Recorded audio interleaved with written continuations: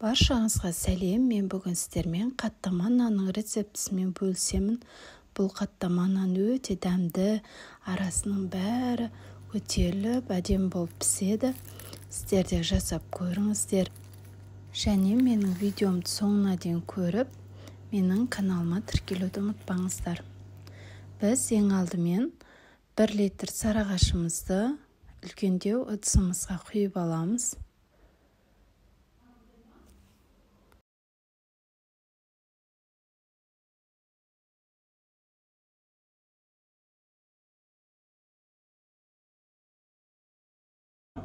Оның үстіне 1 ас қасық тұзымызды салып, 2 жұмыртқамызды қосып, жақсылап араластырып аламыз.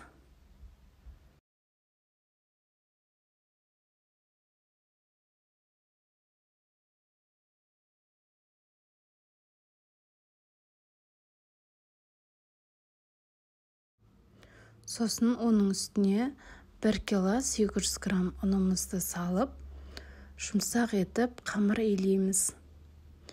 Қамырымыздың иін жақсылап қандырып аламыз. Сосын оны 10-15 минутқа бетін жауып қойып қоямыз.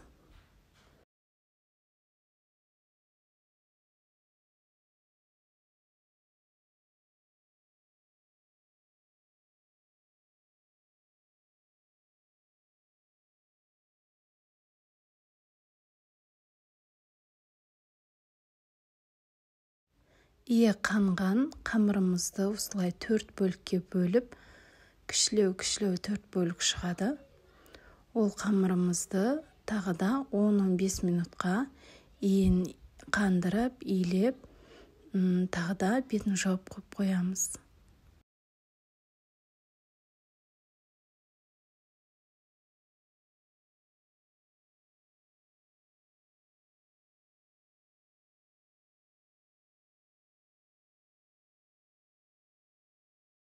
Қамырымыз ие қанғанша осылай 500 грамм майымызды өлшеп алып, ертіп дайындап қоямыз. Бірінші қамырымызды осылай жұп-жұқа етіп жайып аламыз. Бұл қамырды ие қанса өте жайылуы да оңай. Осылай әдемі болып қамырымыз шығады. Бірінші қамырды мен оқтаумен ұрпақтылау етіп шетке қойып қоямын. Сөйтіп екінші зуаламызды жайып, оны да осылай жұп-жұқа етіп жайып аламыз.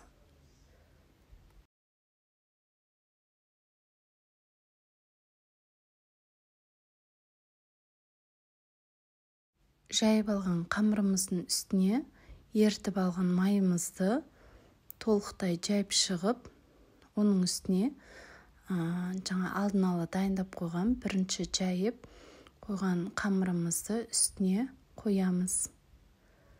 Осылай бір тегіс етіп, бір келкетіп үстіне қойып алып,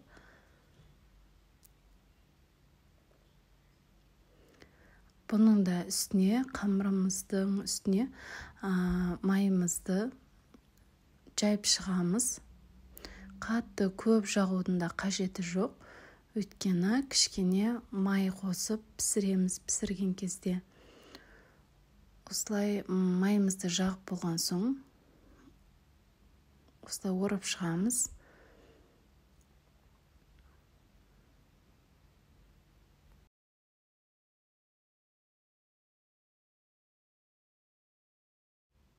Орап алған қамырымызды 7-ге бөлеміз.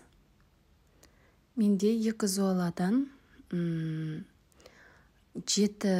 қаттамадан шығады.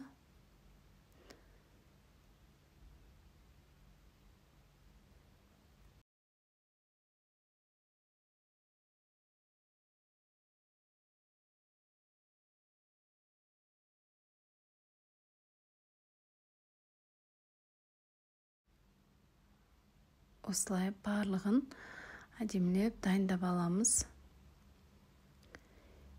Менде 4 зуала шықты 1 литрден, 1 литр сарыағаштан.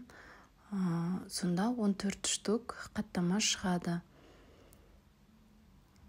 Оны екі золадан бөліп жайып, майлап 7 қаттамадан 14 қаттама шығады. Осылай мен кішкене етіп сразу жайып аламын да, осындай пищевой пакетке, тамақтың бетін жабатын пакетке осылай салып, көріп тұрғандарыңыздай осылай дайындап қоямын. Бұл кез келген уақытта, мысалға үйге қонақ кеп қалса да морозильниктен алып, шетінен пісіріп ала бересіздер. Мына менде 7-7-ге бөліп, осылай дайындап морозильникке пакетке салып қойып қоямын. Кез келген уақытта пісіре бересіздер.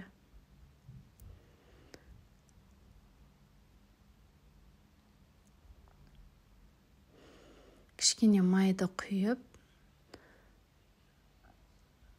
осылай бетін жауып пісірсеңіздер, арасының бәрі көтеріліп, арасы да толық пісіп шығады. Егер морозильникке бір күн қойып, ертесі күні пісіретін болсаңыздар, ол кезде вообще әдемі болып шығады қаттамаларыңыз.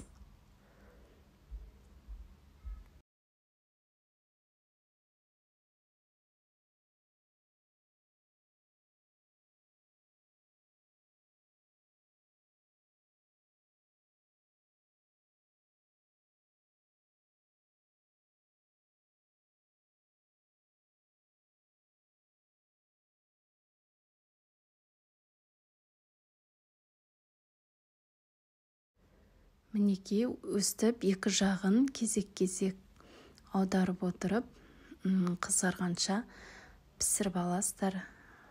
Бетін жауып пісірсеңіздер, әдемі болып көтеріледі. Мінекей осындай қаттамаларымыз дайын болды. Мен 5 штук пісірдім, қалғаны морозильникке қойып қойдым. Келесі жолы кез келген уақытта дайындап пісіре бересіздер. Сіздер де дайындап көріңіздер.